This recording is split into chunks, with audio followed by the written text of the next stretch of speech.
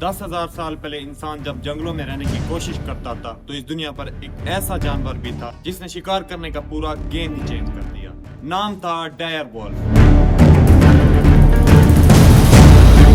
ये एक भेड़िया नहीं था बल्कि खतरनाक भेड़िया था जो अपने वक्त के सबसे बड़े जानवर वोली मैमथ और बाइसन का भी शिकार करता था। डायर वॉल्फ का साइज आज के वॉल्फ से काफी बड़ा था। उनका जबड़ा इतना मजबूत था कि एक ही झटके में हड्डियां तोड़ देता था। ये जानवर अकेला शिकार नहीं करता था बल्कि झुंड बनाकर शिकार पर हमला करता था।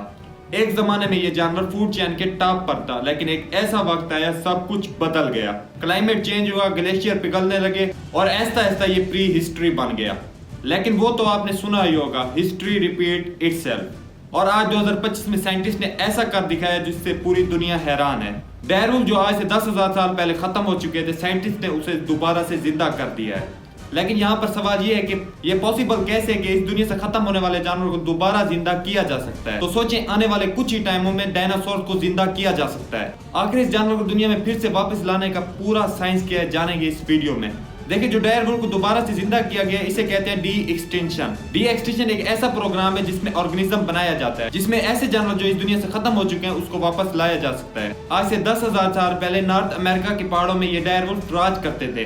विकिपीडिया की एक रिपोर्ट के मुताबिक इन्होंने दुनिया पर 25,000 साल गुजारे।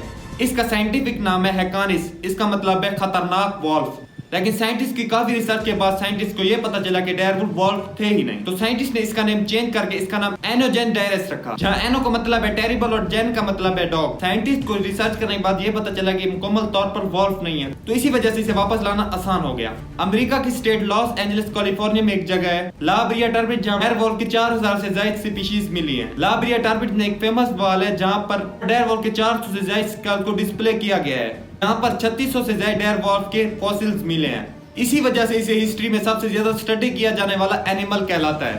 साल 1908 में पेंटोलॉजिस्ट मरियम ने पहली बार ला ब्रिया टर्बिट में पहली बार में डायर वॉल्फ के फॉसिल्स इकट्ठे किए। लेकिन 4 सालों की स्टडी के बाद उन्हें यह पता चला कि ये कॉमन वॉल्फ नहीं है बल्कि एक डिफरेंट एनिमल है। कई सालों तक साइंटिस्ट ये समझते हैं कि ग्रे वॉल्फ और डायर वॉल्फ रिलेटिव हैं, मगर 2001 में साइंटिस्ट ने डीएनए एनालिसिस करके ये पता लगाया कि डायर वॉल्फ ग्रे वॉल्फ से बिल्कुल चेंज है, मतलब ये मुख्तलिफ थे वॉल्फ से। बट साइंटिस्ट को काफी सारी रिसर्च करने के बाद ये मालूम हुआ कि डायर वॉल्फ का डीएनए ग्रे वॉल्फ से नहीं मिलता बल्कि अफ्रीकन जैकल्स के साथ मिलता है। और डायर वॉल्फ का जेनेटिक भी काफी यूनिक था। अपनी स्टोरी से थोड़ा सा पीछे चलते हैं। साल 2013 की बात है। रिवाइव एंड स्टोर ऑर्गेनाइजेशन के साइंटिस्ट बेन नोवक एक डॉक्यूमेंट्री देखते हुए सोच रहे थे कि अगर पैसेंजर पिजन को वापस ला सकते हैं तो डायर वॉल्फ को क्यों नहीं।